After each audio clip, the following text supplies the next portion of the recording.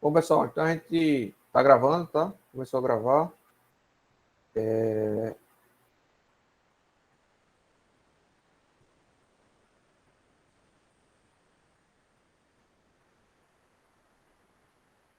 Bom, a gente começou a gravar aqui. Vamos para a segunda parte da aula de hoje, né? Que agora sim a gente vai entrar no concreto, né? Como linkar toda essa revisão que a gente fez de tensões, deformações, né? Devido à flexão, principalmente, né? Aqui é o que a gente vai utilizar em concreto. Bom,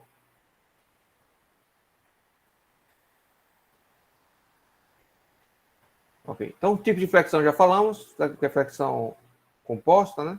O que é flexão oblíqua, o que é flexão simples, o que é flexão reta, né? Tudo isso a gente já falou. Mas o que acontece?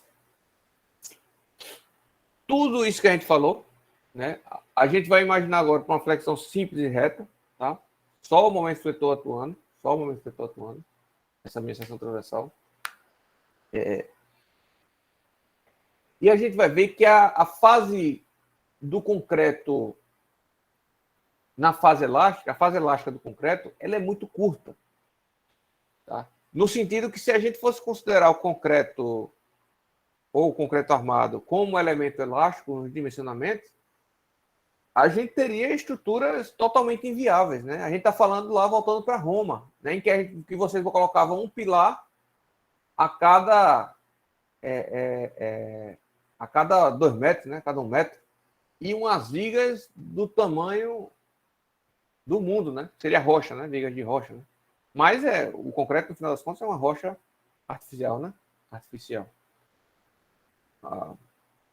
Então lá eles não tinham armadura, né? Não tinham um elemento dúctil para resistir à tração.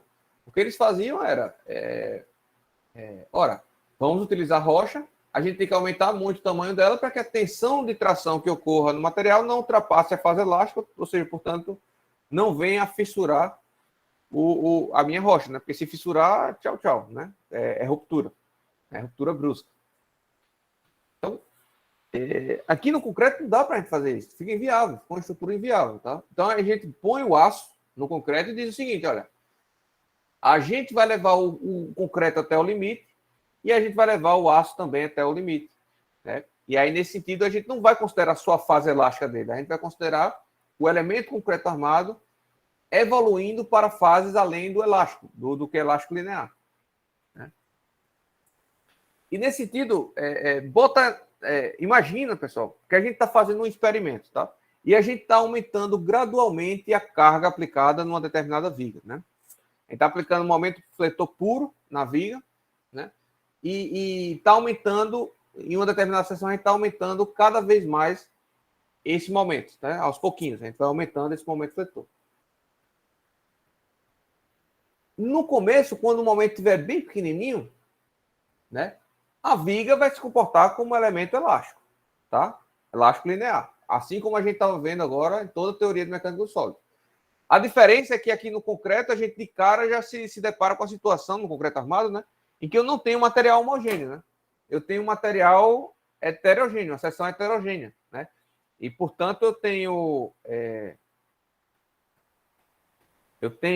uma seção, né? E a seção tem concreto e tem aço aqui na parte inferior. Vamos imaginar tudo como se fosse aplicando um momento fletor positivo, tá?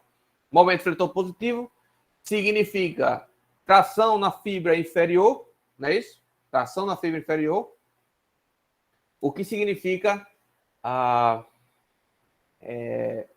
que a armadura deve estar posicionada onde está a tração, pelo menos a início, tá? A princípio.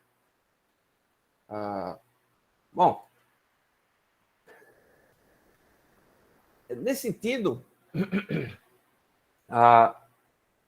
no comecinho, quando o momento for bem pequeno, a gente vai estar nessa situação aqui.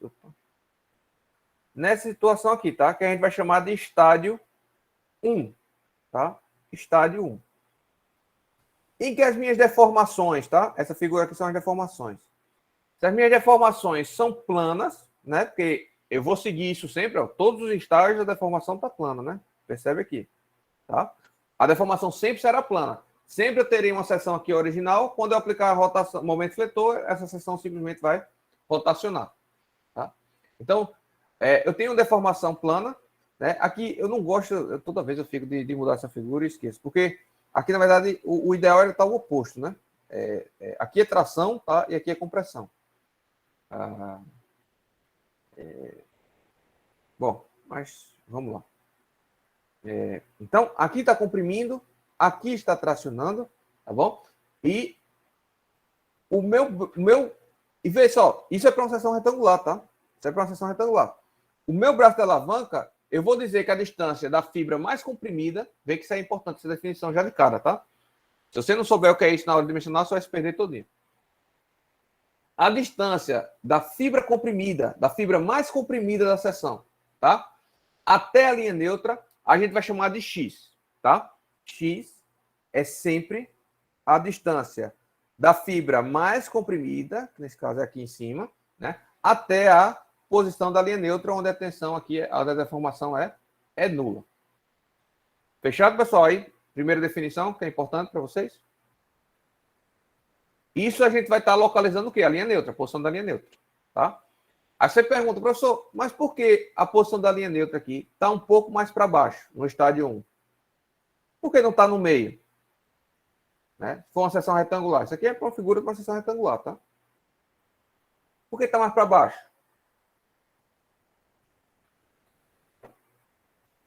Alguém sabe dizer?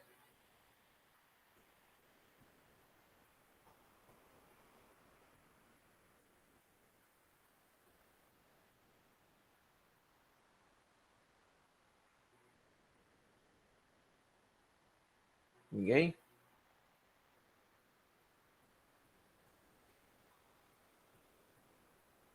É o seguinte.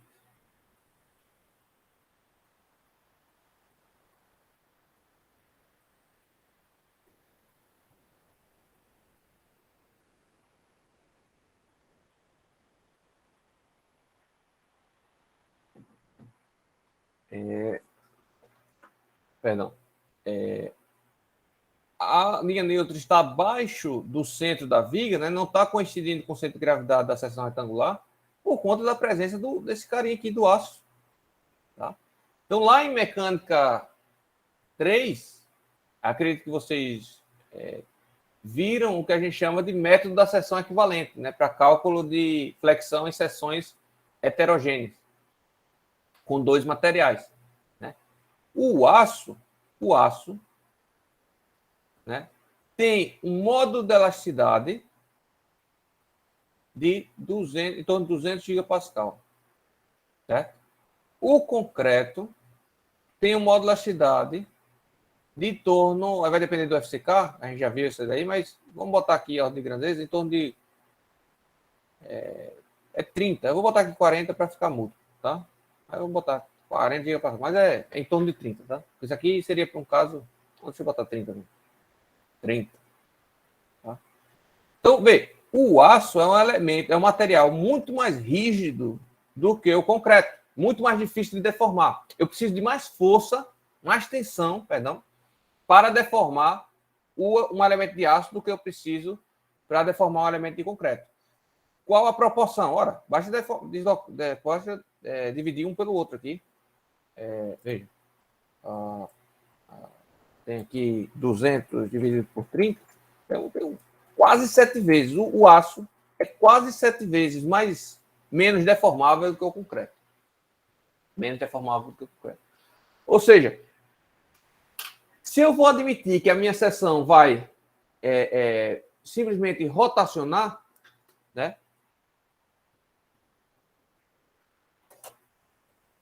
A minha seção vai simplesmente rotacionar. Deixa eu ver como é que eu explico isso, tá? Vai ficar bem claro. O ruim do Excel é isso, que ele não dá Ctrl Z.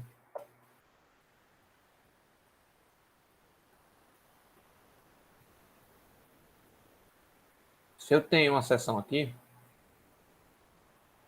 e eu aplico o momento fletor, essa minha seção vai rodar, não é isso? Rodar.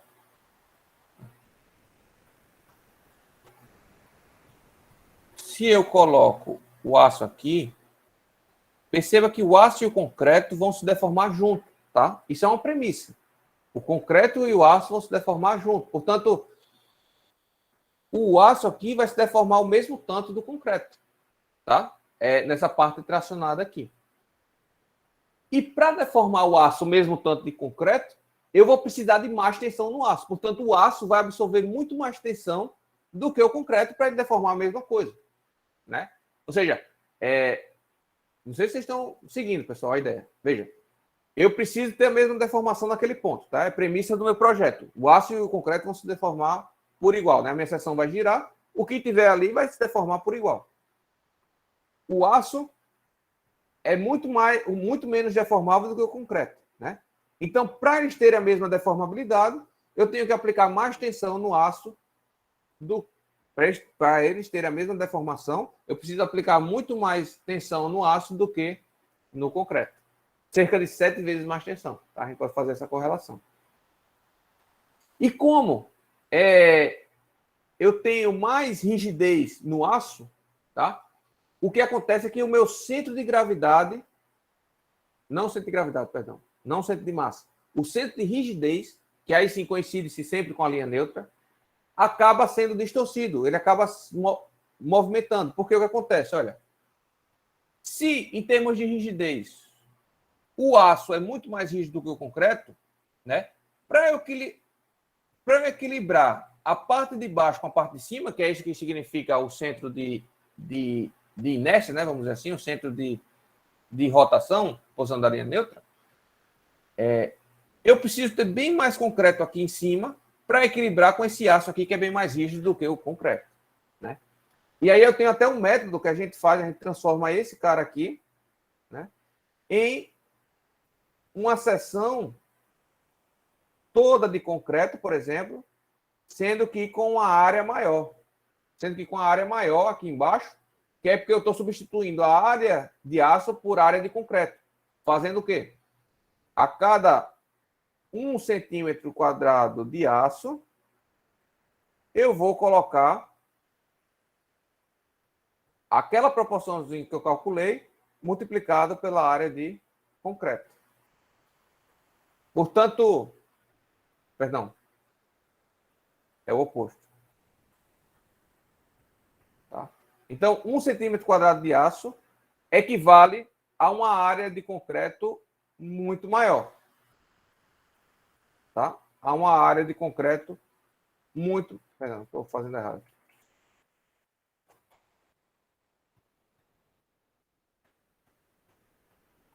Para cada centímetro de aço, centímetro quadrado de aço, eu vou ter 1 centímetro quadrado multiplicado por ES dividido por EC de concreto.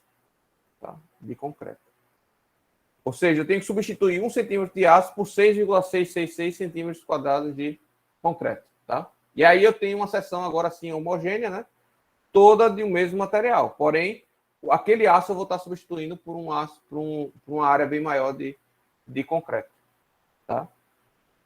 Para aí sim poder fazer uma seção equivalente. E aí, nesse sentido, olha, eu fico como se fosse com T invertido, né?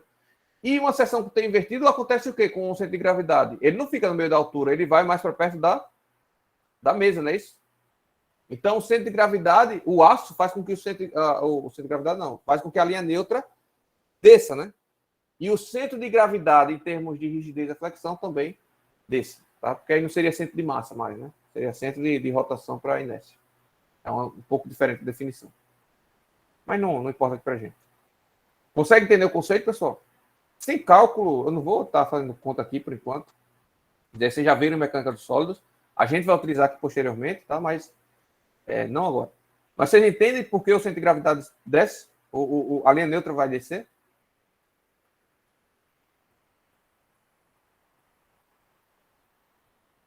Beleza?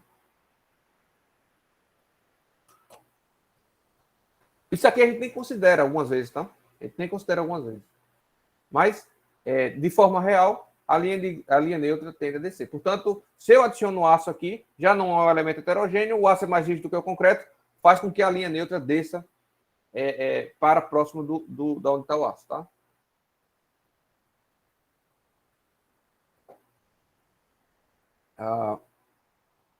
Ok.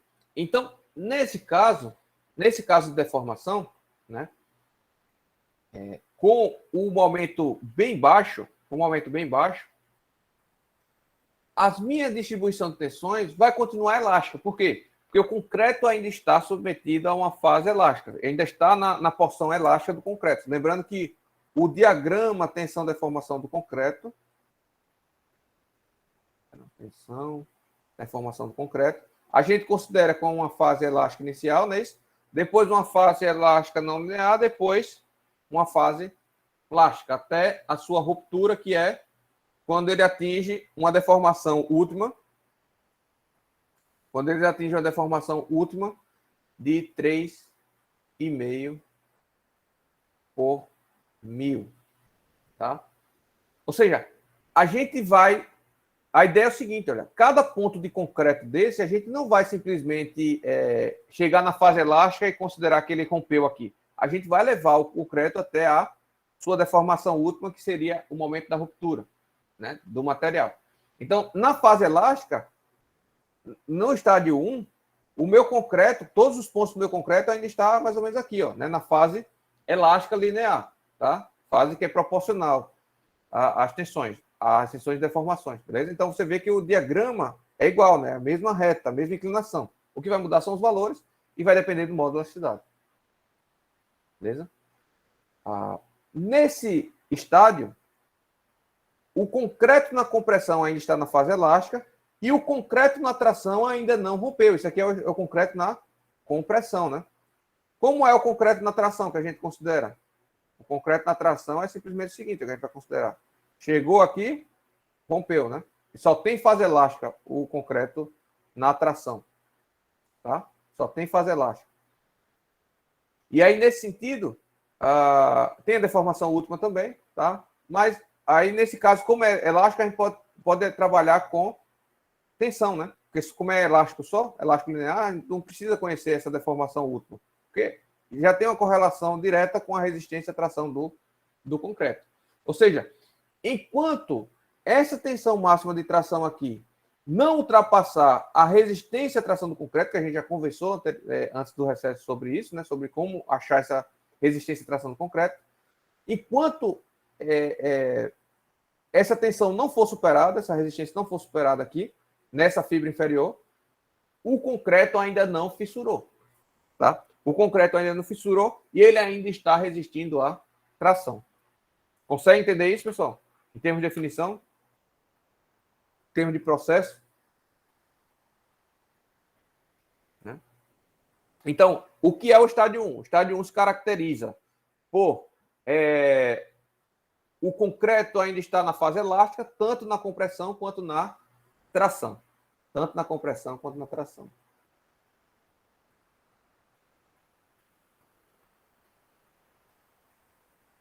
Beleza, pessoal? Esse é o estádio 1. Nesse sentido, o estádio 1 não vai ter fissuras, nunca pode ter fissuras, o estádio 1. Ele vai ter momentos muito pequenos, para estar no momento 1, tem que ser muito pequeno o momento, tá? E é isso. Basicamente, isso é o estádio 1. Só para concluir a linha de raciocínio aqui, para introduzir para vocês outros termos, né? Que estão nessa imagem aqui, tá? Esquece o que tem para a direita aqui, foca nessa imagem. Então, eu tenho o X, que é a distância, é a posição da linha neutra, tá? O X vai indicar a posição da linha neutra para a gente, a partir sempre da fibra mais comprimida, a partir sempre da fibra mais comprimida.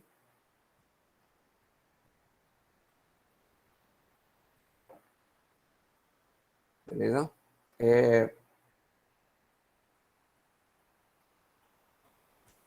Eu vou ter, no meu aço, como o aço eu vou estar considerando, é um elemento bem pequeno em relação à seção transversal como todo, né? Eu vou estar considerando que não vai estar atuando tensão nele, sim força. Cada barra de aço lá, né, ou conjunto de barra de aço no final das contas, né, que tem naquela parte inferior da viga, eu vou estar simulando como um ponto, tá? Como um simples ponto, que vai ter uma força resultante atuando sobre ele, tá? Que é a força atuante no aço, tá? E essa força atuante no aço eu vou estar chamando de RS, tá? Resultante do aço. Beleza? RS. O 1 é sempre por conta que está no estádio 1, tá? Já a resultante dessas tensões aqui de concreto, tá? Que seria o quê? Seria a integral dessas tensões aqui, né? Somatório de todas as tensões. Que a gente pode fazer por integral ou pode simplesmente pegar essa área aqui, né? Desse triângulo, multiplicar pela largura da viga. Lembrando que aqui eu acho que eu nem falei para vocês, mas a gente está olhando de lado, né? A viga. Acho que já deu para entender. Então, essa viga vai ter uma largura, né? Se a gente pegar essa área e multiplicar pela largura, a gente vai ter essa força resultante aqui de compressão no concreto, né? E a aplicação da resultante do concreto vai estar justamente no centro de gravidade desse triângulo aqui, dessa figura, que no caso do triângulo é um terço da base, né? É um terço da base. Então, RC vai ser a resultante de concreto aqui, né? Que vai ser basicamente o volume desse, eu não sei o que é esse sólido, seria esse triângulo extrudado, né? Esqueci o elemento volumétrico aqui, né? Aí seria a área desse volume, a área desse triângulo multiplicado pela largura da viga, e a gente tem então a resultante de concreto, beleza? E teria também aqui, por que não, a resultante de concreto na tração, tá? Teria a resultante de concreto na tração, que seria o somatório de toda essa área aqui, né? Seguindo o mesmo princípio, né? E ela estaria aplicada a um terço da base, assim como esse outro triângulo aqui de cima, tá? Então teria também a resultante de tração de concreto. Por que não está representado aqui? Porque a gente não usa para o dimensionamento essa resultante de concreto, tá? A gente não usa para nada. Então, não vamos precisar dela, beleza? A distância entre a resultante de concreto e a resultante de aço, concreto comprimido e aço tracionado, a gente não vai utilizar o concreto tracionado, tá? Mesmo ele não tendo fissurado ainda, em termos de equilíbrio, a gente não utiliza. Essas forças têm que se equilibrar, porque senão a seção anda, né? E a seção não vai andar. Veja que a seção é só flexão, então a seção só gira, né? Se a seção só gira, a resultante de concreto tem que ser igual à resultante de aço. Beleza? A resultante de concreto tem que ser igual à resultante de aço. Porque, veja, se a resultante de concreto for maior que a resultante de aço, a seção vai girar, vai vir para a esquerda, né? Se a resultante do aço na tracionada for maior do que a resultante do concreto comprimido, a seção vem aqui para a direita. Vocês concordam comigo, pessoal? Isso daí? Então, tem uma equação aqui de equilíbrio que é o seguinte, olha. Somatório de forças horizontais igual a zero. Igual a zero. Que implica que esse RC vai ter sempre que ser igual ao RS. Tá? Resultante do concreto comprimido sempre igual a resultante do aço tracionado.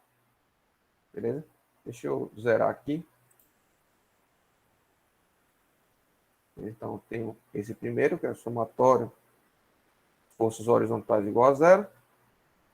Então, eu tenho que RC igual a RS. Essa é a primeira equação aqui, tá, que a gente vai utilizar.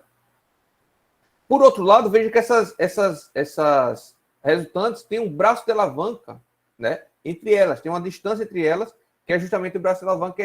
Todo braço de alavanca a gente vai chamar de Z. Tá? Portanto, X, veja que vocês precisam saber isso aí na ponta da língua. Tá? X indica a posição da linha neutra. Certo? Distância da fibra mais comprimida, sempre, até a posição da linha neutra. RC e RS, resultantes de tração e compressão. Tá? E Z, braço de alavanca, né? Distância entre as duas resultantes.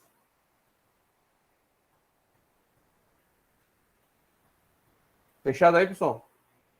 Consegue compreender? É justamente essas resultantes, né, aplicadas a uma distância que a gente chama de braço de alavanca, que vai combater o momento, né? Então, portanto, somatório de momentos em qualquer ponto tem que ser igual a zero. Né? Então, por exemplo, vou fazer o somatório de momentos aqui, exatamente onde está aplicada a resultante do aço. Então, portanto, o braço de alavanca dela é zero, né? Para o ponto que eu quero saber. Então, eu vou utilizar... E a distância do RC1 para esse ponto vai ser sempre Z1. Vai ser sempre Z. Então, portanto, o RC vezes Z tem que ser igual ao momento fletor aplicado, né? Beleza? Para estar em equilíbrio. Compreende?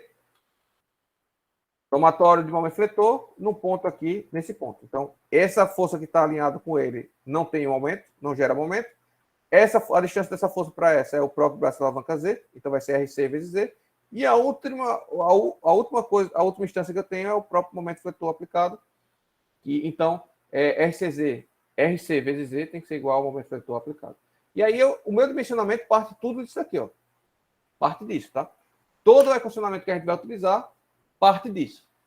Eu não sei de qual a equação. Porque eu tenho a minha planilha, eu copio e colo quando eu vou dimensionar alguma outra coisa. Eu não sei de qual a equação final. Até às vezes eu me lembro, mas tenho uma noção do que são os valores, portanto, tanto de dar aula, né? Mas de prática mesmo, se você perguntar para os meus sócios lá no escritório, eles não vão saber essa equação decorada, né?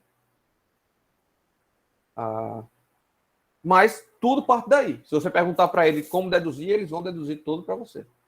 Tá?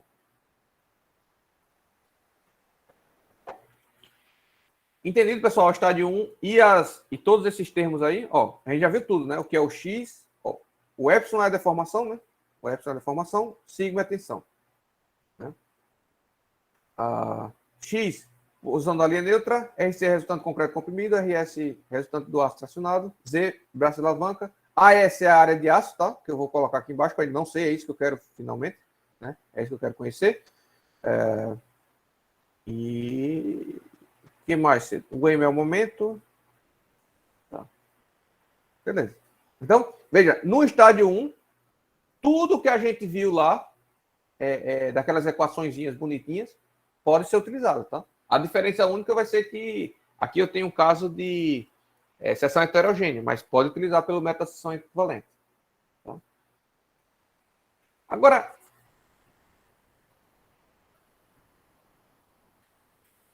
quando a tensão de tração aqui na face inferior ultrapassar a resistência de tração do concreto, vai abrir a fissura. E quando abre a fissura, o concreto não resiste mais nada à tração. Tá? O concreto não resiste mais nada à tração. E aí, na parte inferior, resistindo à tração, aqui no caso, né, para momento fletor positivo, só vai ter o aço, tá? Eu vou ignorar o concreto que tem aqui na parte inferior, porque ele já fissurou. Estou considerando que ele está fissurado. Né?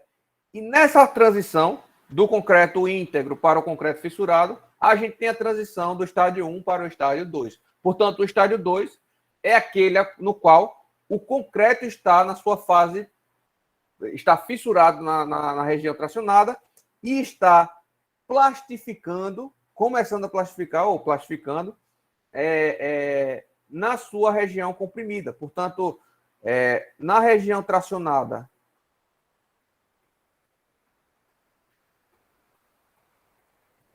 o concreto já chegou aqui no limite, já chegou aqui, já rompeu, já fissurou, tá? E na região comprimida, os pontos de deformada do concreto já ultrapassaram a fase elástica. Portanto, alguns pontos, pelo menos, né? Não precisa ser todos, mas, por exemplo, esse ponto aqui máximo, esse ponto aqui de tensão máxima, já está aqui, ó. Né? Já ultrapassou a fase elástica, tá? Já ultrapassou a fase elástica. Não, já está plastificando. Beleza? Já está plastificando. Pode ser que alguns pontos aqui embaixo ainda estejam na fase elástica, tá? Porque a gente segue o mesmo princípio. Quanto mais distante da linha neutra, maior a tensão, né? Maior a tensão, tá? A diferença é que agora não é mais reto, não é mais reto. É uma curva. E por que é uma curva? Porque alguns pontos já estão plastificando. E nesse sentido, esse diagrama vai ficando curvo, tá? Não mantém a proporcionalidade, né? Não mantém a proporcionalidade entre tensão e deformação.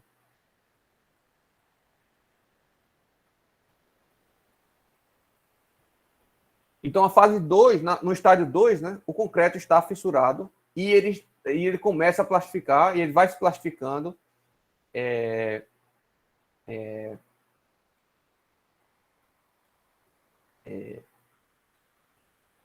até chegar na sua deformação última, né, que é quando ele rompe. E quando ele chega próximo da sua deformação última, ou quando ele chega efetivamente à sua deformação última, quer dizer que ele está no estágio 3. Então, o estágio 3 é aquele estágio iminente à deformação, ou à ruptura, iminente à ruptura. Tá? Então, pouco antes de romper é o nosso estágio 3. Tá? Ou no instante da ruptura, podemos dizer assim. Tá? Perceba que, à medida que o meu momento vai aumentando, né, as tensões de compressão vão aumentando e ultrapassam a fase elástica. A tensão de tração vai aumentando e ultrapassa a resistência à tração, portanto, fissura. Né?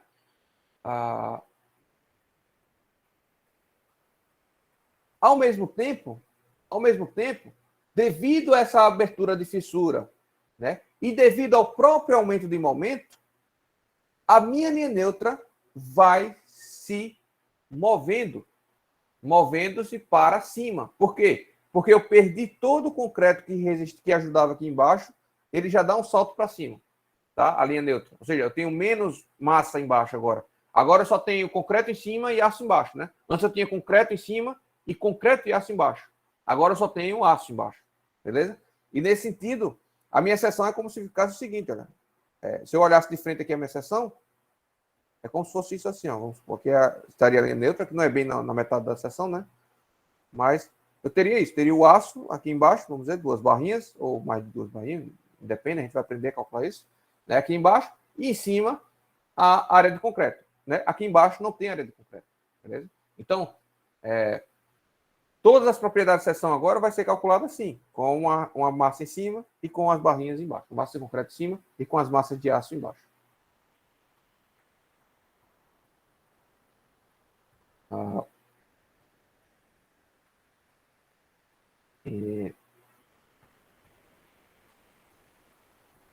Ok. E isso faz com que a minha linha neutra suba. Tá? Então, veja, a minha distância da linha neutra, a posição da linha neutra no estádio 2 é mais alta do que a posição da linha neutra no estádio 1. Né? Ou seja, ele fica mais perto das fibras mais comprimidas. Tá bom? E quando eu aumento mais ainda o meu momento, esse meu diagrama vai se tornando ainda mais não linear, e o meu braço de alavanca vai diminuindo ainda mais. Tá? Vai diminuindo ainda mais, porque a minha fissura vai subindo, né? Vai aumentando. E nesse sentido, percebe-se que o meu braço de alavanca vai aumentando, né? À medida que a minha linha neutra sobe, a minha resultante do concreto também sobe, porque o meu diagrama muda, né? Aí o centroide desse diagrama também vai subindo, né? Então, vê, o centroide desse diagrama está aqui, o centroide desse diagrama já está aqui um pouquinho mais acima, né? Que é onde aplica-se a resultante, né? Nesse sentido, o meu braço de alavanca também vai aumentando à medida que eu vou evoluindo nos estádios. Beleza? E aqui eu tenho o meu posição da linha neutra no estádio 3, né? Ou seja, no estádio último, no momento da ruína, né? No momento da ruptura. Temos o braço de alavanca no estádio da ruína, tá? E temos os valores da reação do aço e da reação do concreto no estádio da ruína, tá? Na situação de ruína. Ou o aço ou o concreto irão chegar na sua deformação última aqui no estádio 3, tá? Ou seja, no estádio 3, ou o aço chegou na sua deformação última, ou o concreto chegou na sua deformação última. Um dos dois. E é para esse sentido aqui que eu vou dimensionar o meu estado limite último. O meu estado limite último eu vou considerar no momento da ruína. Ou seja, o estado limite último é o quê? É ruína, está associado à ruína. Tá? Então, eu vou dimensionar a minha peça de concreto armado em termos de estado limite último para o momento da ruína que vai estar nessa situação do estádio 3. Tá? O concreto no momento da ruína já está extremamente fissurado, tá? Já deve ter avisado um bocado que ele está para romper, né? E ele está chegando na ruína. Tá? Então, o dimensionamento é feito para essa situação, onde ou o aço ou o concreto foi levado até a sua deformação última. Compreenderam, pessoal? Essa evolução do comportamento do concreto à medida que a gente vai aumentando o momento fletor?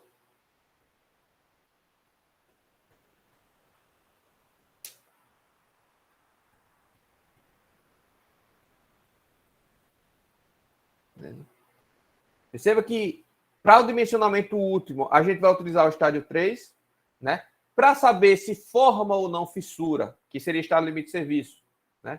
A gente vai estar trabalhando no limite do estádio 1 e estádio 2, entre o estádio 1 e o estádio 2, né? A gente vê o limite entre um e outro, para ver se forma fissura ou não. Se formou a fissura, para a gente conhecer qual a abertura de fissura, a gente trabalha no estádio 2, tá? Para saber qual a abertura de fissura. Veja que a gente não vai avaliar a abertura de fissura no estádio último. No estádio último, a abertura de fissura vai estar enorme, tá, pessoal? Vai estar altíssimo. A gente não quer saber a abertura de fissura no estádio na situação última, que a gente quer é sair debaixo do prédio, certo? A situação de abertura de fissura é para ser desconfortável, né? Uma fissura, abrir uma fissura, vai começar a dar patologia de filtração, vai começar a dar problema de corrosão no aço, né? Vai acelerar o problema de corrosão no aço, vai causar desconforto a olhos nus, né? Porém, é uma fissura minúscula essa que a gente está falando, né? Uma fissura no estádio último, a gente está falando de fissura de 2 dedos, de palmo de mão, tá? O concreto consegue deformar bem, consegue fissurar bem antes de entrar em ruína, tá?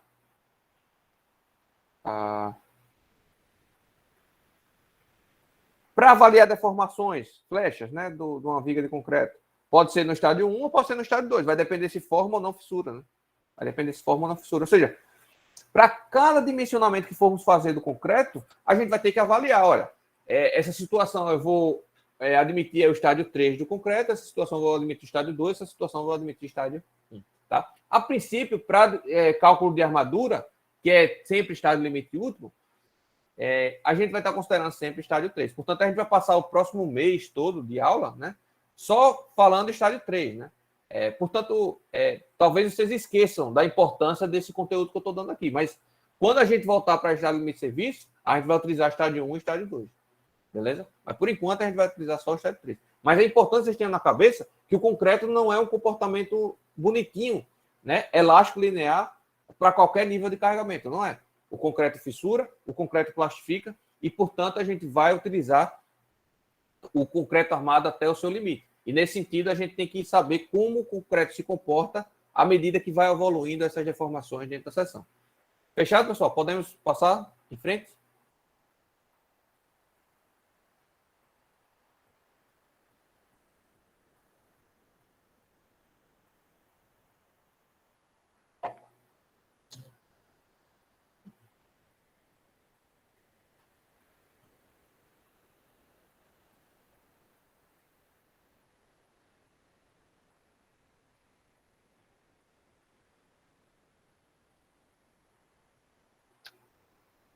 Fissuras causadas no teto devido à água que estava transbordando na caixa d'água. Como identificar a gravidade das fissuras?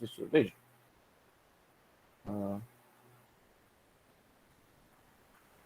Vamos lá.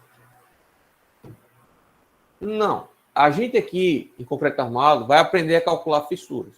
Tá? Abertura de fissuras. Caixa d'água. Nós não vamos falar sobre caixa d'água especificamente aqui no curso, né?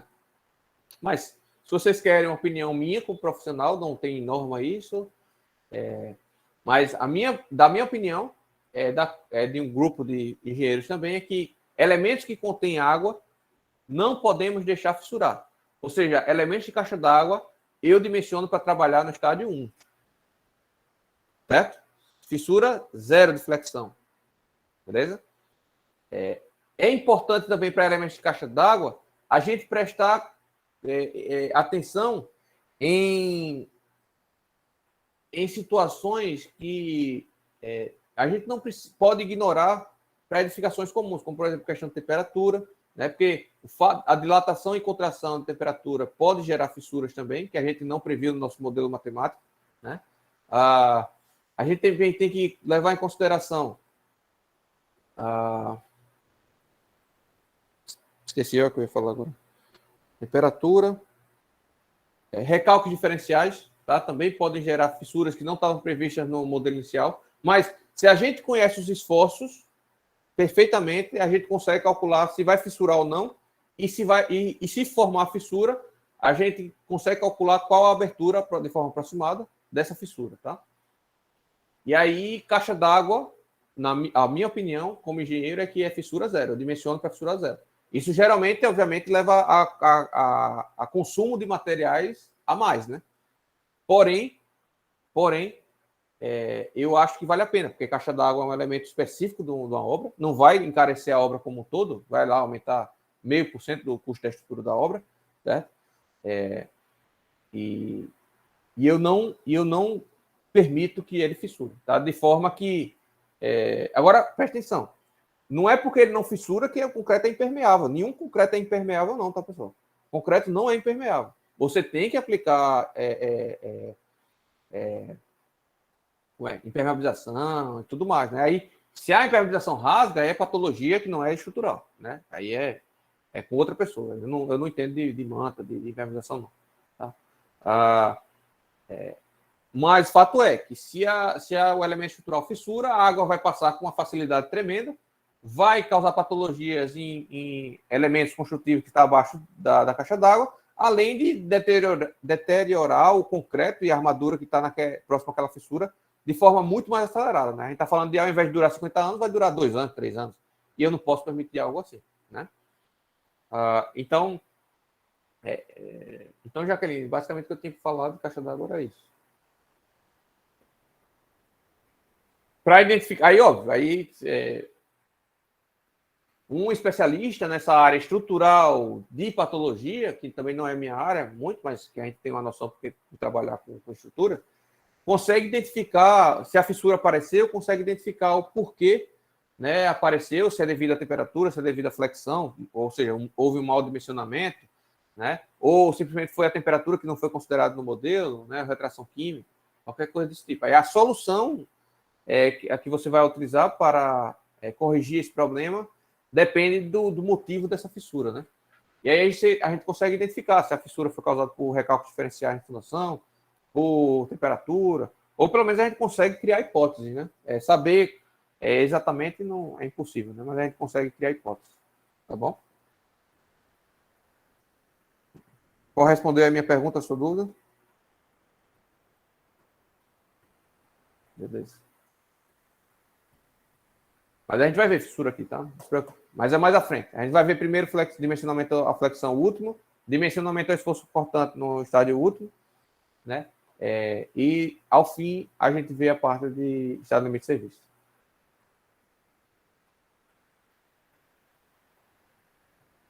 Ok. Então, vamos chegar à equação. Deixa eu só ver o que tem mais para frente. Essa parte do domínio eu acho que não vai dar para dar hoje, não. Vamos ver. Tentar. Pelo menos para terminar essa primeira parte aqui. Vamos lá. Tá. Então, admitindo que a gente está no estádio último, tá? Está naquele estádio 3, como é que a gente acha as equações de equilíbrio? Tá? A gente vai partir daquelas equações. RC igual a RS, né? E RC vezes o braço de alavanca igual ao momento fletor aplicado. Não é isso? Foi isso que a gente chegou, né? E aí eu vou introduzir mais uma letrinha, tá? Que é o D. Importantíssimo quem é esse D, tá? D vai ser a distância da face mais comprimida até o centro de gravidade das armaduras tracionadas. Ó, aqui eu estou aplicando o momento fletor positivo, tá? Comprimindo a fibra superior, deformação de compressão aqui, beleza? A distância da fibra mais comprimida, que está deformando mais aqui, até a posição do centro de gravidade das armaduras, ao qual a gente vai colocar resultante do aço, né? Se chama D. E esse D a gente chama de altura útil, tá? Então, toda vez que eu falar de altura útil,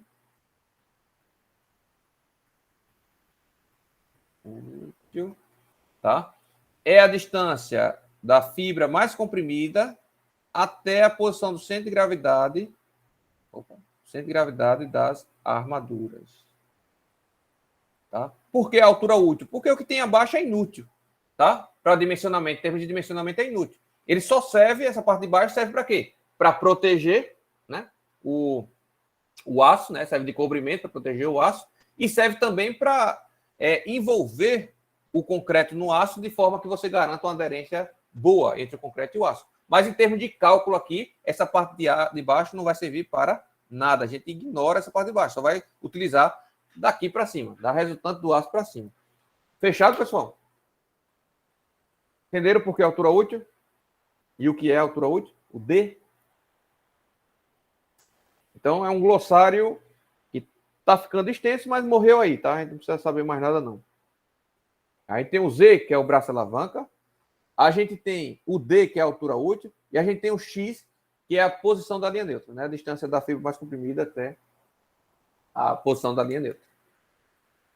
Posição da linha neutra, por definição, é onde as deformações são nulas, né? Ok.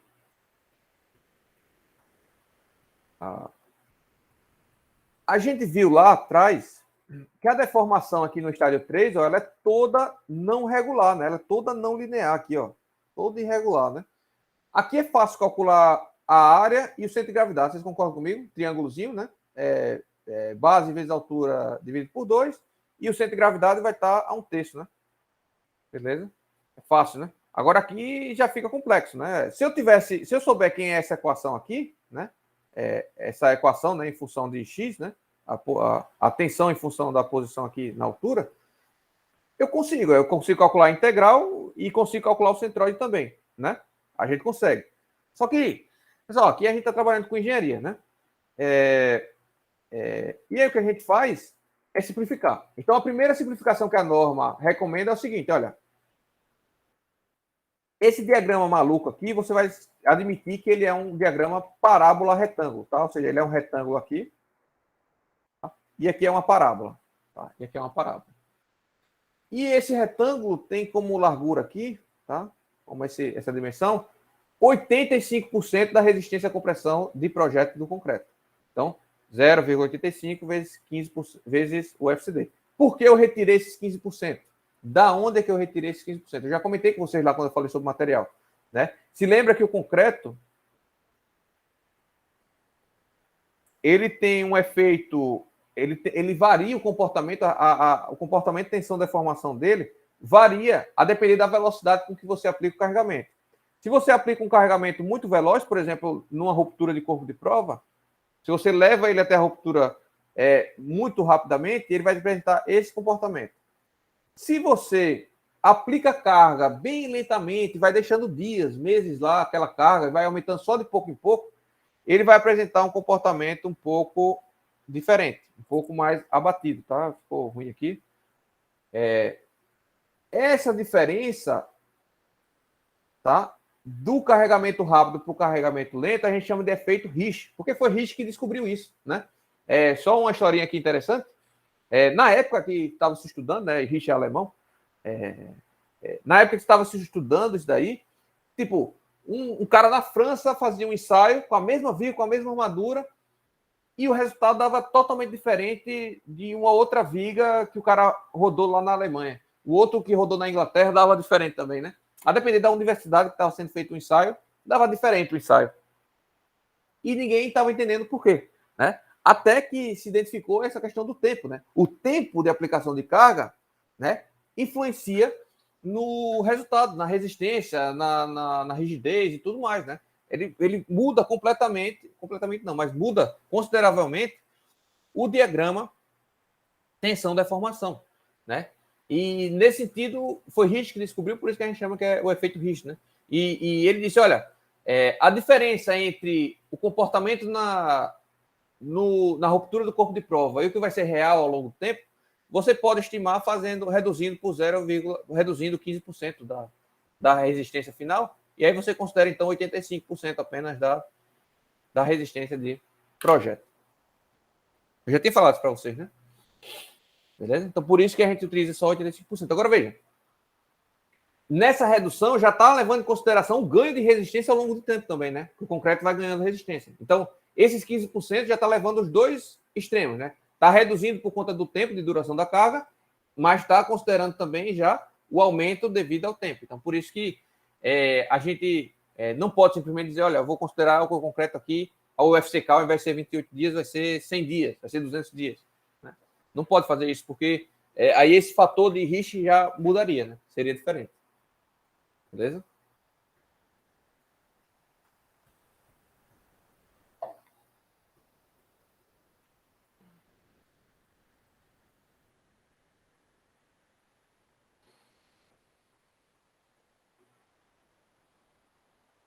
Então, a norma diz, olha, considere o diagrama parábola retângulo com tensão máxima de 85% de FCD. Né? Ok. Só que ela ainda diz o seguinte, para o cálculo da resultante e da posição da resultante, né, da aplicação da posição da resultante, ao invés de utilizar um diagrama parábola retângulo simplificado, você simplifica mais ainda. Você simplifica para um retângulo, certo? Agora, ao invés de utilizar a altura toda, né, x todo, tá? Porque se eu utilizasse x todo, eu estaria contra a segurança, né? Que eu estaria fazendo algo assim, né? Então, eu estaria considerando aqui tensão que não existe, né? Beleza? Então, ao invés de vocês considerarem um parábola retângulo com altura aqui x, né? Você considera um retângulo, tá? Com distância aqui 0,8x. Portanto, eu tenho agora um retângulo com altura 0,8x e largura aqui, né? Vamos dizer assim, 0,85 de FCD. Porra, aí fica fácil, né? Qual é a área desse negócio? Um vezes o outro, não é isso? E onde é a posição do centro de gravidade? No meio dessa altura, né? Ou seja, a 40% de X. Aí facilita, não facilita, pessoal? Beleza? Toda norma fala para considerar isso? Não. A norma europeia, por exemplo, se eu não me engano, tá? Eu posso estar enganado, porque eu vi isso num vídeo, tá? Numa aula do YouTube. Eu não cheguei a ler a norma europeia nesse sentido. Mas o cara considerou aqui um triângulo retângulo. Ele considerou um triângulo aqui e um retângulo em cima. Qual a inclinação do retângulo, do triângulo, eu não lembro. Mas é mais complexo, né, pessoal? Dá mais trabalho. Né? Eu gosto daqui, da norma brasileira, eu gosto, confesso. Gosto mais da norma brasileira. Tá? Mas fato é que a gente simplifica lá o comportamento real do concreto. Tá? Então temos essa simplificação aí.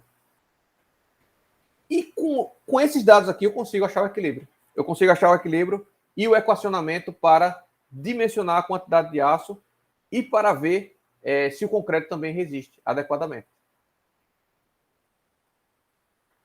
Beleza? Posso fazer as contas? Vou apagar aqui. Tá tudo. Vou pegar isso aqui. Vou aqui. Vamos chegar nas equações aqui, tá, pessoal? Admitindo a seção retangular. Ó. Largura BW, altura H, tá? Altura útil D, né? Portanto, vamos a primeira coisa. Primeira coisa. Antes mesmo de começar no equacionamento, qual seria a diferença do D e do H? Vamos lá. E a gente vai usar isso para todo Vou botar aqui para baixo. Vamos pegar aqui o fundo de uma viga, tá? Vamos ampliar aqui bem muito o fundo de uma viga, para ter bastante espaço. Isso aqui é ampliado, tá? Então eu pego isso aqui. Opa, e amplio aqui. Então eu tenho as barras de aço. Vou desenhar bonitinho aqui.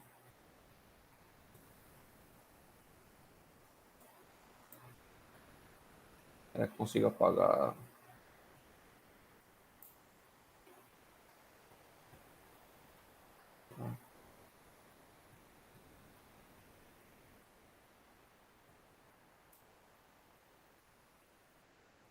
Eu tenho as barras de aço aqui.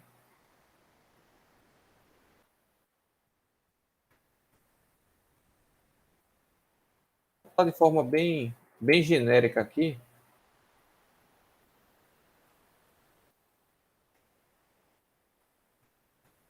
Para vocês não ficarem...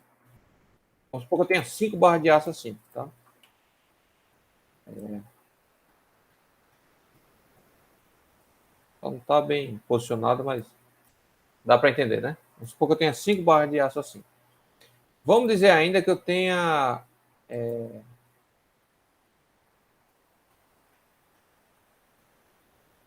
Desenhar de outra cor. Eu ainda tenho um estribo, tá? Vocês já viram uma viga, pessoal, armada? As armaduras, o que são as armaduras de uma viga? Tem alguém que não viu, que não sabe o que é um estribo, o que é um estribo, o que é uma armadura longitudinal?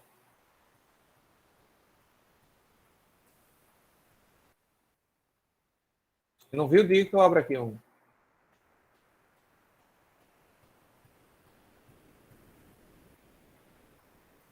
Vou apagar direitinho para ficar mais claro para vocês. Tá? Então, esse aqui é o estribo, tá? Isso aqui é uma seção transversal, estou vendo o estribo, tem as barras de aço, né? E o que acontece? Eu tenho aqui, né? A distância daqui para cá vai ser o meu cobrimento.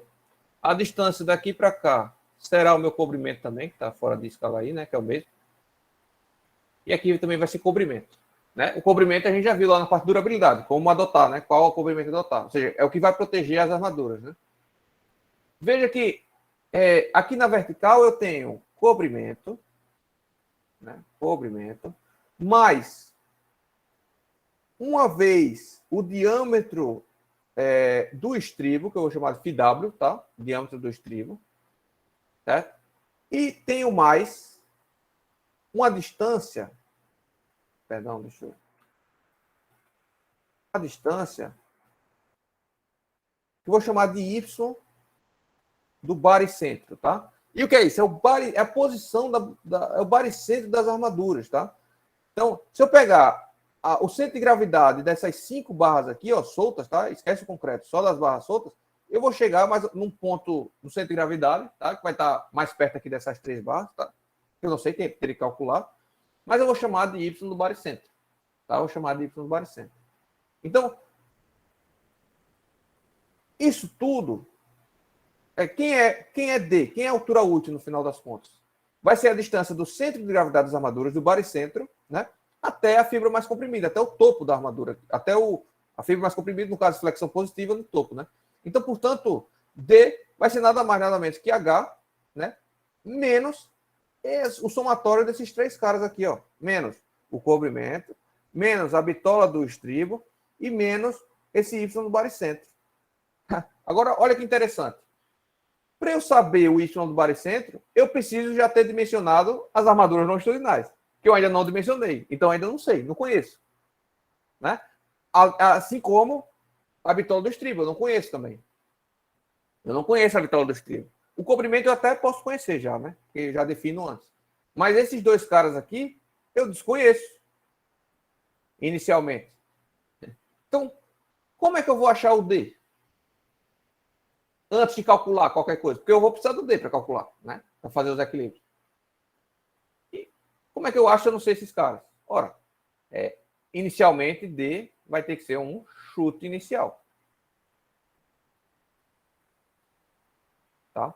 E depois esse D vai ter que ser corrigido e verificado ou verificado, né? Eu sei que quanto maior o D, tá? Vai me resultar numa menor armadura, tá? Quanto menor o D, uma maior armadura. Então, se eu chutar esse D para menos, a probabilidade que eu tenha que refazer as contas é menor, né? É menor. Mas como vocês vão fazer na planilha, se for uma prova escrita, aí eu recomendo você já chutar um D um pouco folgado. O que seria um D um pouco folgado? Você pode chutar aqui o D inicial como sendo 90% de H, 85% de H, tá? Beleza? É um chute inicial. 0,85, 90, uma coisa assim, tá? Depois você tem que verificar. Depois você tem que recalcular, é um processo iterativo, né? Tem que recalcular até chegar no equilíbrio. Tá? Entenderam aí, pessoal? Tudo isso que eu falei até então?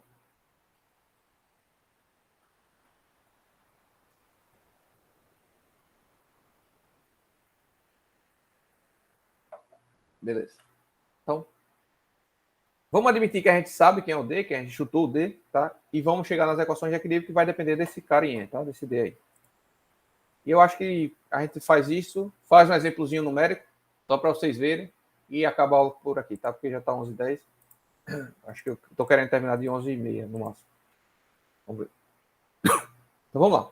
Eu tenho as duas equações de equilíbrio, que é somatório de forças horizontais igual a zero, que implica que RC igual a RS, não é isso? Só tem essas duas forças horizontais, não tem mais nenhuma. Lembrando que eu tenho o momento fletor aqui aplicado, né? O momento fletor aplicado. Então, eu tenho também somatório de momento, né? Igual a zero em qualquer ponto. Se eu fizer o somatório de momento aqui nesse ponto aqui, ó, tá? Nessa altura. Né? Essa altura aqui é quem? Que é a posição D, né? Do topo, tá? A distância D. Se eu fizer o somatório de momento aí, eu vou ter que RC vezes o braço da alavanca Z vai ter que ser igual ao momento fletor. Tem que ser igual ao momento fletor aplicado, né? MSD. Tem dificuldade alguém de enxergar isso, esse equilíbrio? É a hora. A partir daqui é só cálculo, tá? Só adaptação da equação, só substituir valores. Tá bom. Primeiro, vamos destrinchar quem é RC e quem é RS, né? Quem é RC e quem é RS. Primeiro, RS. Quem é a força resultante no aço? Quem é a força resultante no aço? Ora, definição de tensão, o que é? É força sobre área, não é isso?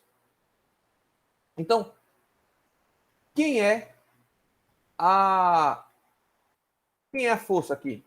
A força vai ser área vezes tensão, não é isso? No caso do aço, a força é o meu resultante, é a minha resultante. Quem é a área? Quem é a área? A área será a área de aço, que é o que eu quero calcular, chamar de AS, tá? Área de aço. E quem é a tensão máxima no aço? Eu vou considerar a tensão máxima. É a tensão de escoamento de projeto, tá? Tensão de escoamento do aço de projeto, que a gente já viu lá na parte de propriedades dos materiais, né? É a tensão máxima que o aço consegue absorver, tá? Então, acima disso, o aço não absorve. Então, a resultante no aço vai ser a área de aço, que eu ainda não sei, não conheço, multiplicado pela tensão de escoamento. Esse cara é quem é a resultante do aço. Dúvidas aí, pessoal?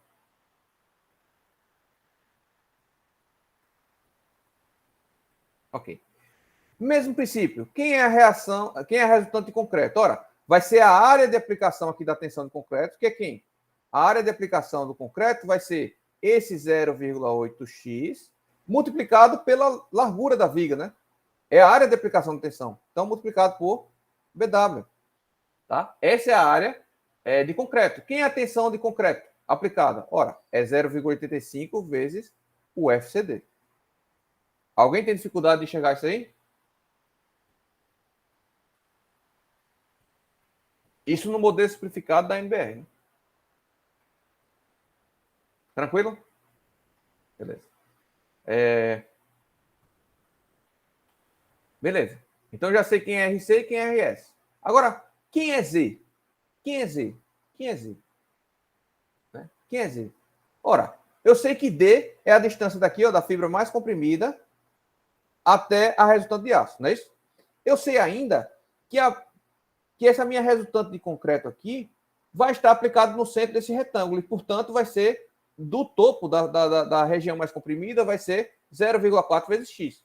Concorda comigo, pessoal? Se esse retângulo aqui, se essa altura é 0,8, metade é 0,4. Portanto, a distância aqui para o topo é 0,4x. Então, portanto, eu sei que o braço de alavanca, vocês podem concordar comigo, né? Que será D menos 0,4 de X. Podemos admitir isso, pessoal?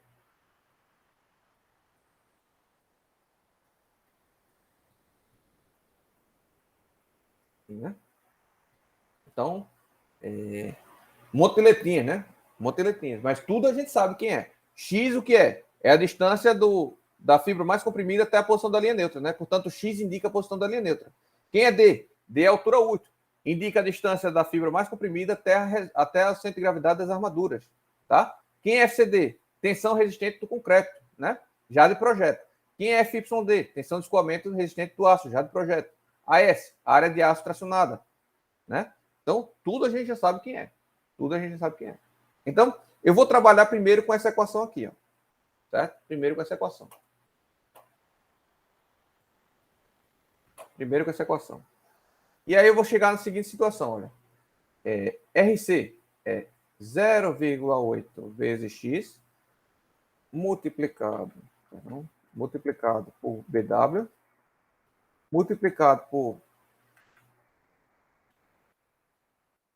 multiplicado por 0,85 vezes FCD, né? Isso é o meu RC, né? Multiplicado por Z. Quem é Z? D menos 0,4 de X. Certo, pessoal?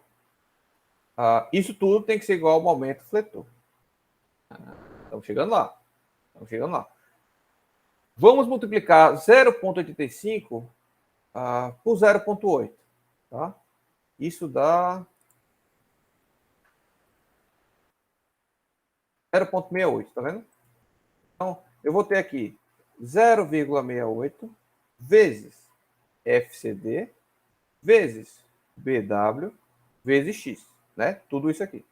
Isso vai multiplicar D menos 0,4 vezes X. Eu vou fazer o seguinte, eu vou botar o X para dentro desse parênteses, tá? Então vai ficar aqui, ó, 0,68 vezes FCD, isso igual a MSD, né? Aumento de projeto, aumento solicitante. Vezes BW, vezes D vezes X, menos 0,4 vezes X ao quadrado. Igual a MSD. O que é que eu vou fazer? Eu vou colocar o 0,68 também aqui para dentro, tá? Vou colocar o 0,68 aqui para dentro. Então, eu vou ficar com...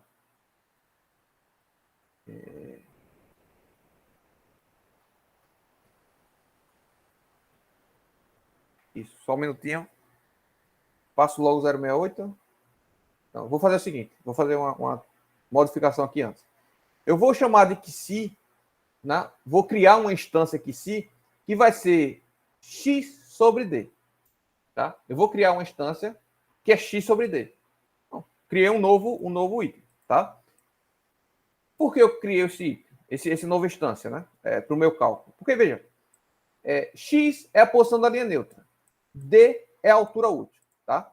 Ao invés de estar trabalhando com valores de posição da linha neutra, eu vou estar trabalhando com a posição da linha neutra relativa ao D. Ou seja, qual a proporção de X da posição da linha neutra em relação a D. Né? Então, se D é 10 e X é 5, né? Quer dizer que eu estou utilizando o meu XI aqui vai ser 0,5, vai ser meio, metade, né? Vai ser metade, tá? E nesse sentido aqui, eu tenho uma proporção. Eu não vou mais ter a posição da linha neutra, vai estar relativa à altura da viga, tá? Então, eu tenho valores que são constantes para qualquer altura de viga, né? Vai variar de 0 a 1, não pode ser maior que 1, né? Esse X sobre D, esse cara tem que ser entre 0 e 1, né? Matematicamente falando, fisicamente falando, perdão. Se for superior a 1, não existe, não tem como a posição da linha neutra ser maior do que a altura útil. Vamos lá. Posição da linha neutra. Veja, a posição da linha neutra tem que ser onde as deformadas são nulas, né? Se X sobre D for maior que 1, quer dizer que X está aqui embaixo. Ó. E se X é aqui embaixo, o aço não está tracionado, porque ainda está na região comprimida. Fica fácil de entender assim, pessoal? O X sobre D sempre tem que ser entre 0 e 1. Se X for 0, né? Então, X sobre D é igual a 0. Se X for igual a D, a altura útil da viga, então a gente tem uma região toda comprimida, né? Toda comprimida, tá? E o meu Xi seria 1. Ficou claro aí, pessoal? Ou eu explico de outra forma?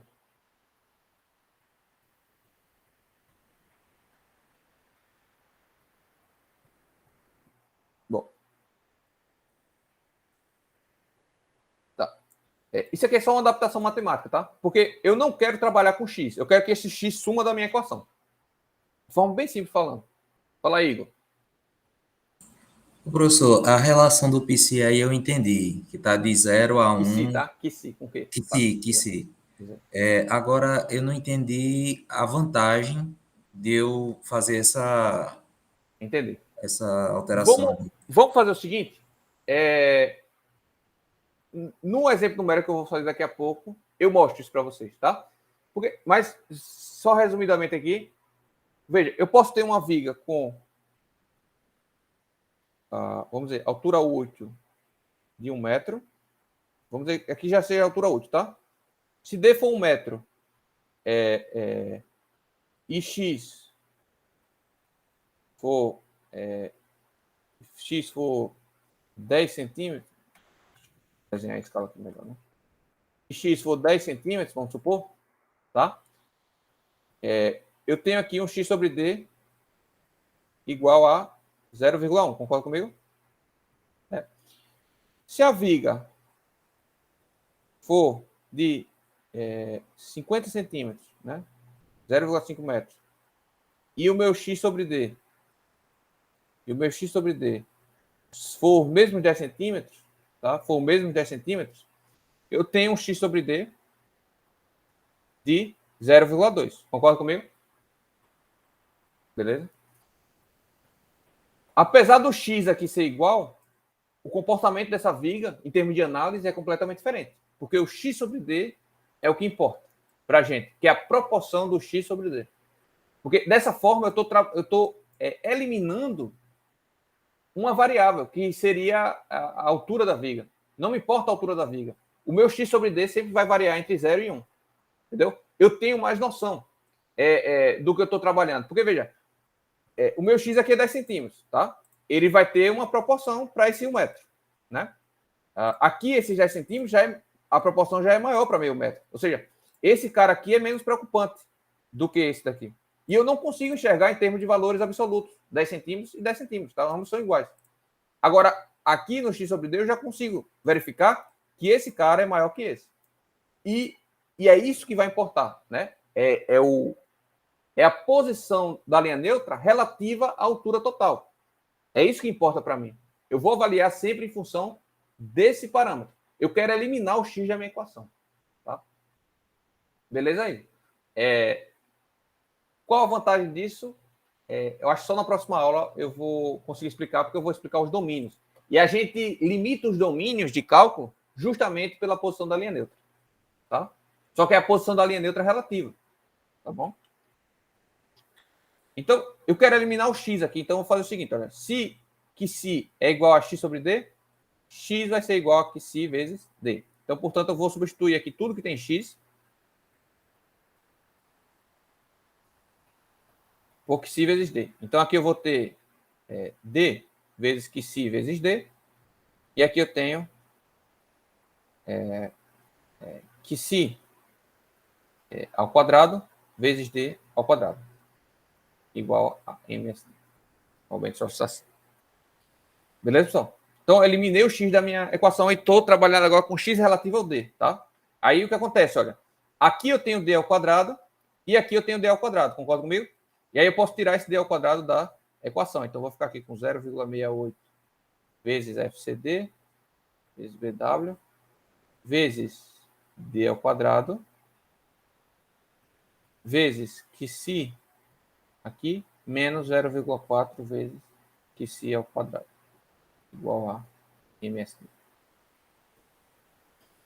Então, x sobre d, tá? Ok. Aqui já dá para utilizar a equação, tá? Sem problema nenhum. Eu, geralmente, coloco esse 0,68 para dentro do parênteses, tá? Mas essa equação já dá para utilizar. Na verdade, desde o começo já dá para usar direto essa, tá? Se vocês quiserem. Para fazer o equilíbrio, já dá para usar direto essa aqui. Estou só trabalhando para ficar na cara que tem na bibliografia que eu gosto de trabalhar, tá? D ao quadrado. Aqui vai entrar o 0,68 vezes que si. E aqui vai ficar 0,273. Deixa eu ver aqui. 0,68 vezes 0,4. 272. 2 vezes QC ao quadrado. Isso é igual ao momento fletor solicitante. Essa é a minha primeira equação que a gente vai ter que trabalhar, tá? Essa aqui vai ser a primeira, sempre que quer dizer, tá? Para a utilização normal dessa equação, essa vai ser a primeira, tá? Eu vou fazer uma aplicação aqui rápida, tá? Mas na próxima aula a gente já começa a próxima aula, no caso semana que vem, já fazendo várias aplicações e trabalhando com essas equações, tá? E de várias formas possíveis, tá? Hoje eu vou fazer uma aplicaçãozinha básica, bem simples, só para a gente entender, sentir numericamente, tá? Sentir numericamente o problema, porque não vai dar tempo. Mas vamos lá, essa é a primeira equação. Veja que eu tenho 1, 2, 3, 4 e 5 variáveis aqui, né? 5 variáveis, tá? Então, para chegar numa solução dessa equação aqui, eu preciso de 4, pelo menos. Vocês concordam? Eu preciso conhecer 4 para achar a quinta. Senão, eu não consigo sair daqui do canto, né? Então, é assim que a gente trabalha, tá? Pelo menos 4 desses parâmetros a gente vai ter que ter definido inicialmente, tá? Para poder achar o quinto. Ok. E nessa segunda equação aqui, tá? Eu tenho o seguinte, olha, que RC é igual a RS, né? E, portanto, 0,68 vezes FCD vezes BW vezes... O que mais?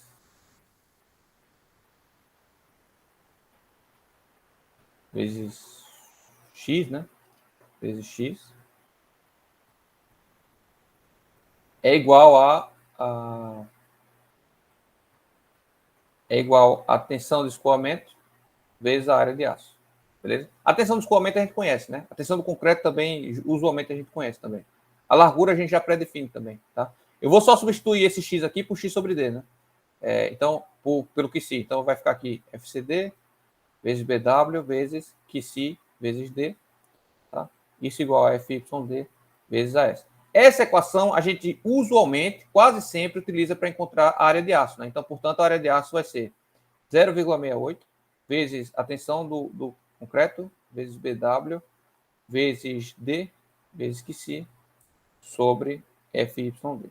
Tá? Então, é esse cara aqui. Essa é a segunda equação que a gente vai estar trabalhando. Tá? Vamos fazer umas contas? Deixa eu pegar ela aqui. Vou jogar aqui no MATLAB.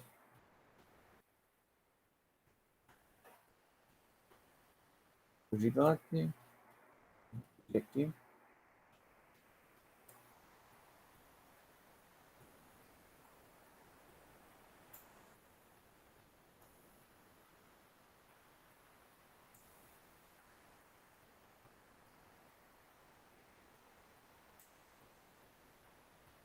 Ficou ruim aqui, né? Para pegar. Vou copiar tudo.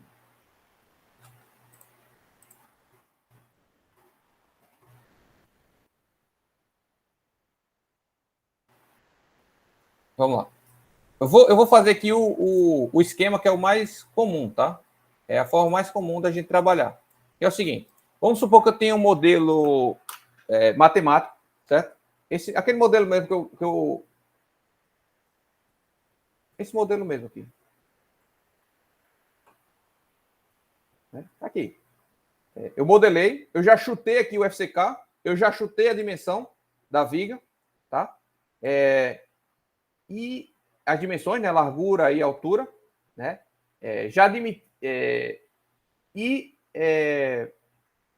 Obtive aqui da análise estrutural momentos fletores, né? Então, por exemplo, vamos dimensionar essa viguinha aqui, tá? Essa viguinha aqui, ó. O momento fletor dela, deixa eu pegar o momento último aqui, da combinação última, tá? Deixa eu pegar... Deixa eu separar aqui a cerca. Era só essa viga aqui, tá?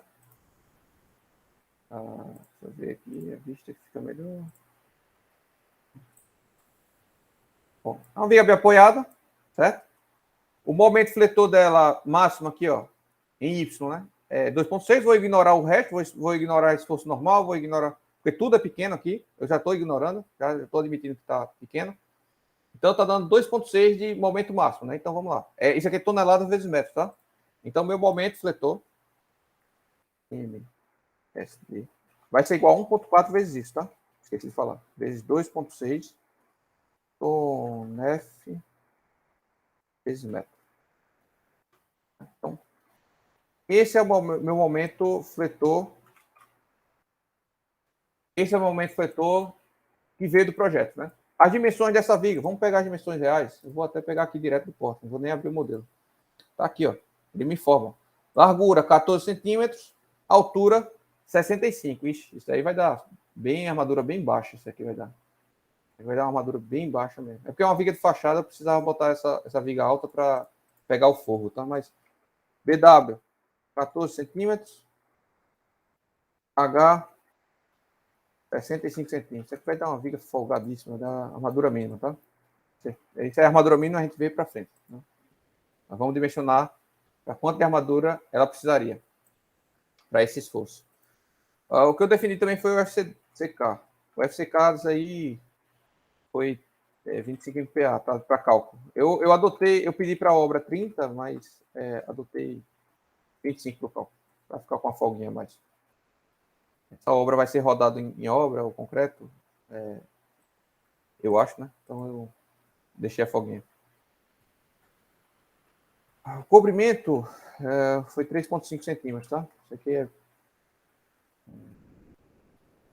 foi 3 centímetros. As ondas urbanas aí, né? O que mais que eu preciso? Mas esse cobrimento eu nem precisava, a princípio, tá? Então, o FCD aqui vai ser igual ao FCK dividido por 1,4, tá? Que é o gama M, né? 1,4, a gente já falou sobre isso. Coeficiente ponderador, tem na aula gravada, tá? De ações de segurança na estrutura.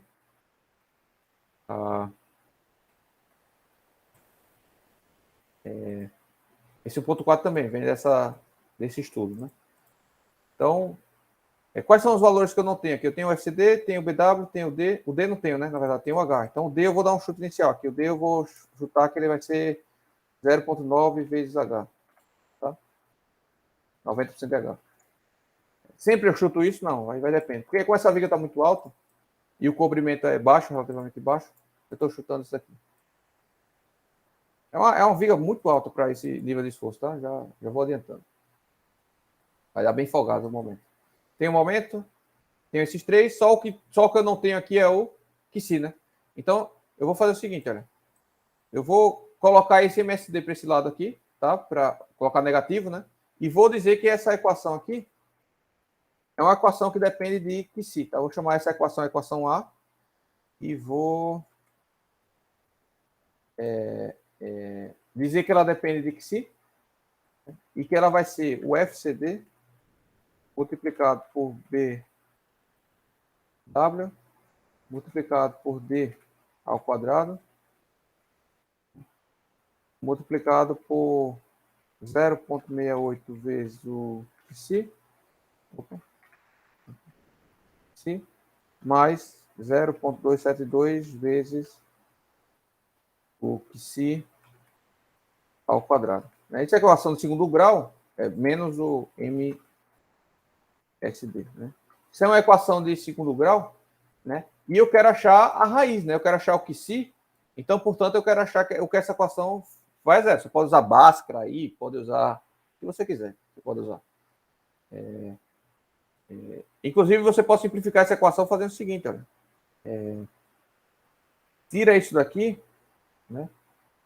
Você enxerga melhor a equação de segundo grau. Deixa eu fazer a adaptação aqui embaixo. Para mim, não vai fazer diferença aqui, tá utilizando o Matcab. Mas você pode dividir isso aqui. Aqui você tem um momento adimensional, que a gente chama, tá? Aí o A quadrado teria que vir para cá, né? Para ficar uma equação quadrática bonitinha, né? Então, você tem essa equação aqui, equação de segundo grau. Você quer achar quem é o QC. Dúvidas, pessoal? Ficou complexo aí que estou fazendo?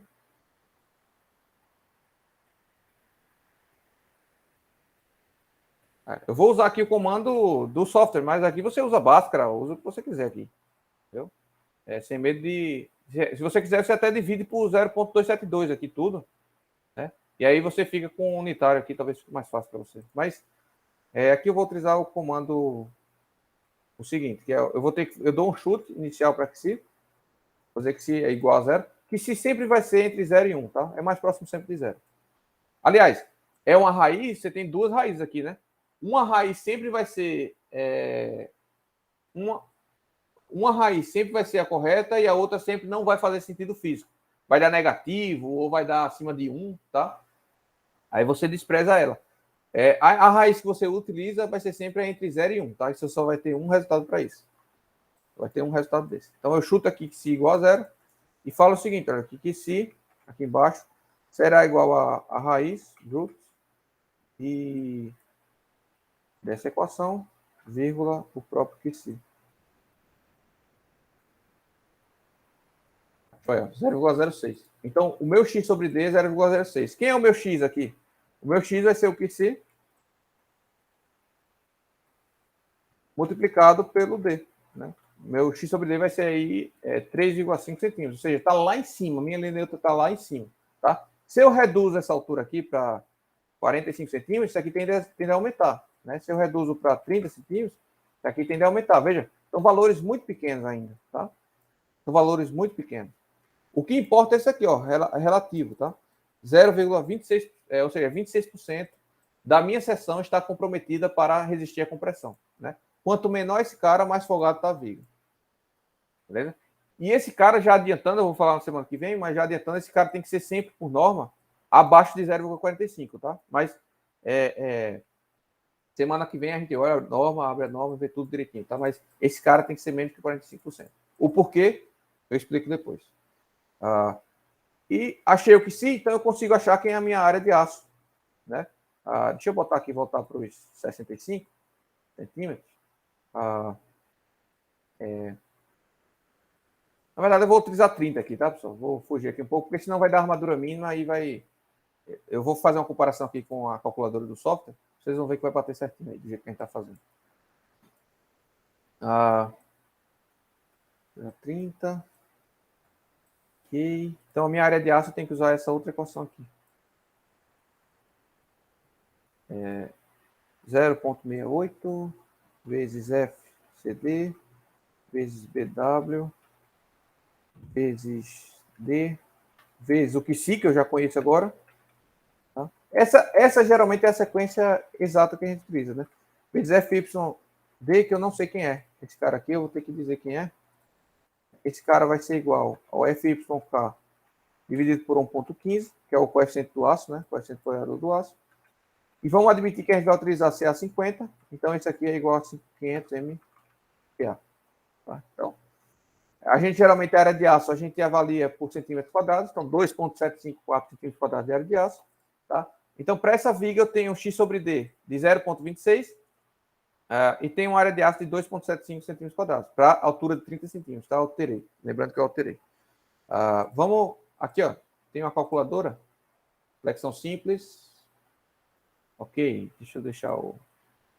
Ok. Seção retangular, tá? Isso tudo que eu calculei para seção retangular, tá? Seção T já muda. Largura 14 centímetros, altura 8, 27, foi? A gente está chutando. Momento fletor característico 2,6. 2,6. Ok? Qual a armadura? Calculo. Perdão. Tem alguma coisa errada aqui.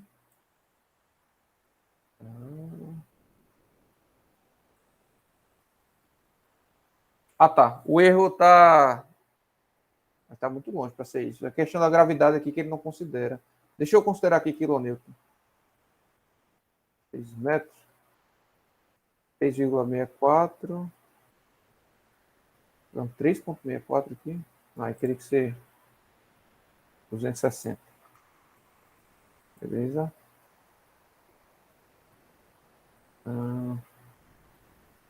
O x sobre d está dando... Ele chama de beta, né? Chama de xi. Está dando 0,34. Está dando diferente do nosso. Vamos ver o porquê. Deixa eu ver o porquê está dando diferente. PW 14, 30, fez ficar 25. Tá. Eu utilizei o D aqui direto. 27 centímetros.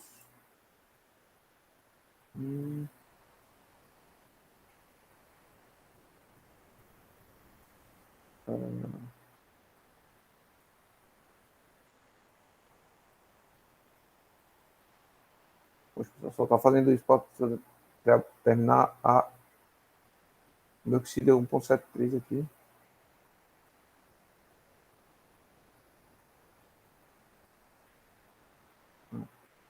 É 26. Tá. Fazer um 0.266. Por que isso, pessoal? Deixa eu ver se é conversão, tá? Deixa eu ver se é conversão. Então, F metro. Eu vou pegar esse valor e vou colocar lá. 3.712. 3.712. Vai piorar, né, na verdade. Vai ficar mais distante ainda. 0.35.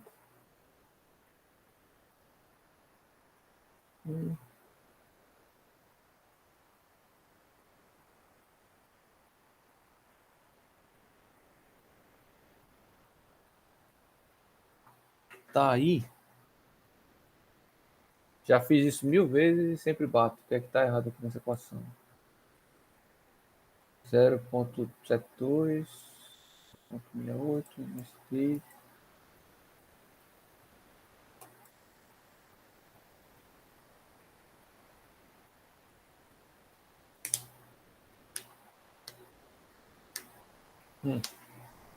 A área de aço também está dando menor, né?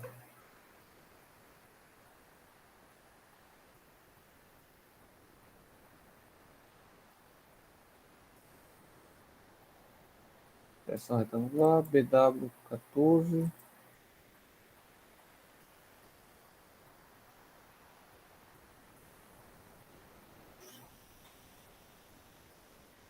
Pega esse comando raiz, não. Também é o comando que eu uso sempre.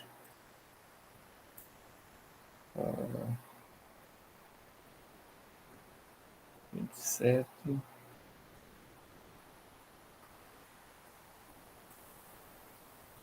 MSD. Todas as variáveis estão certinhas. Né?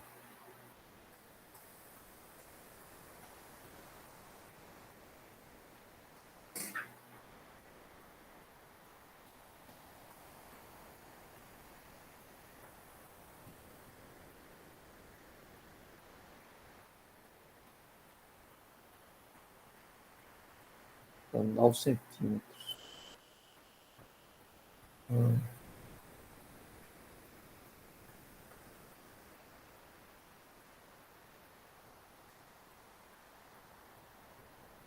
Ah, tá. Já sei o que é. Esse. Aqui, tá errado aqui.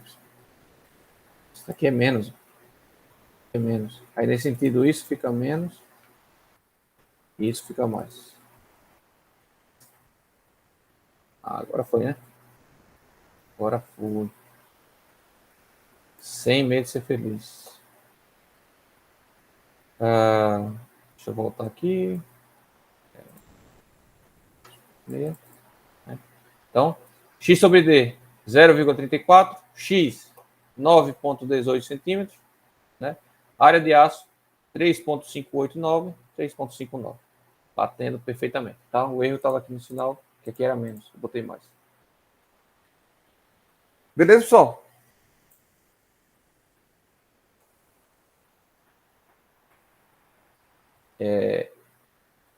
O que é importante para a aula de hoje? Entenderam como chega nessas equações? Entendeu como é que faz o equilíbrio? Pronto. Na próxima aula, logo no começo, o que a gente vai fazer é manipular essas informações, tá? A gente fez aqui um caso bem rapidinho, bem simplesinho, tá? Na próxima aula a gente vai manipular, certo? Vamos supor a situação que a gente conhece o QC, mas não conhece o BW, tá? A gente vai manipular isso aí vou mostrando o que é que cada um desses parâmetros influencia, né? Como cada um desses parâmetros influencia. A gente vai discutir bastante sobre isso, tá? E fazemos um exemplozinho mais completo, tá? Podemos fazer um exemplozinho mais complexo. Na aula que vem, eu também quero falar sobre os domínios de cálculo, tá? Que também vai ser importante. E aí a gente já vai falando à medida que vai fazendo o exemplo, tá?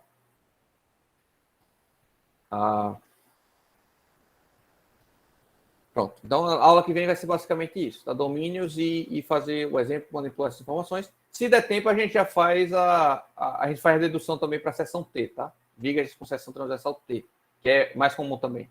É comum seção retangular e é comum seção T, tá? A gente já faz com vocês aqui a dedução. E já adiantamos, se a gente conseguir fazer até aí, a semana que vem vai ser muito bom, tá? Então, vamos parando por aqui. A aula de hoje termina. Qualquer dúvida, eu vou já salvar aqui, tá? Tudo isso, os exemplos, né? E na próxima aula a gente continua, tá bom? Tchau, tchau, até a próxima.